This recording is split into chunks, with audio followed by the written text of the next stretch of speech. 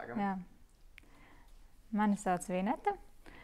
Par Norbeko metodu jau biju dzirdējusi vairākus gadus atpakaļ. Sāku lasīt grāmatu, nonācu līdz lapas pusē, kurā aprakstītais uzdevums man likās baigi grūts un nesaprotams un nevar izturēt neviens to, un tad es domāju, nē, tas nav priekš manīm. Tad šī vasarā šķirstot Facebook, pamanu, ir kursi šeit Latvijā iespējami. Tas manī, protams, radīja interesi, es pieteicos, un, kad nācu uz šejieni, man nebija ne mazākās nojausmas, ko mēs darīsim, jo ar redzamām problēma nav, bet man ļoti gribējās sakārtot citas veselības lietas. Šīs 10 dienās kopā esot grupā, esmu sastapusies ne tikai ar fiziskās veselības sakārtošanas uzdevumiem, bet arī ar emocionālās veselības sakārtošanu.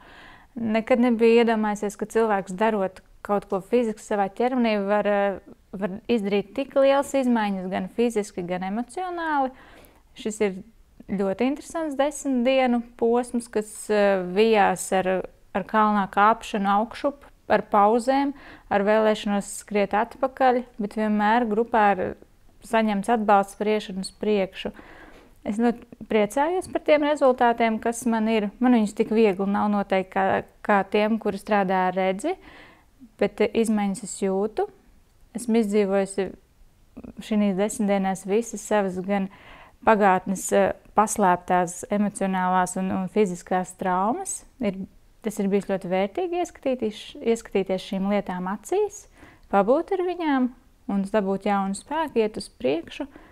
Es ļoti pateicos, ka kaut kas šāds ir pieejams Latvijā, kad ir cilvēki, kas ir gatavi braukt un mācīt, un aicinu jūs uz šiem kursiem. Paldies!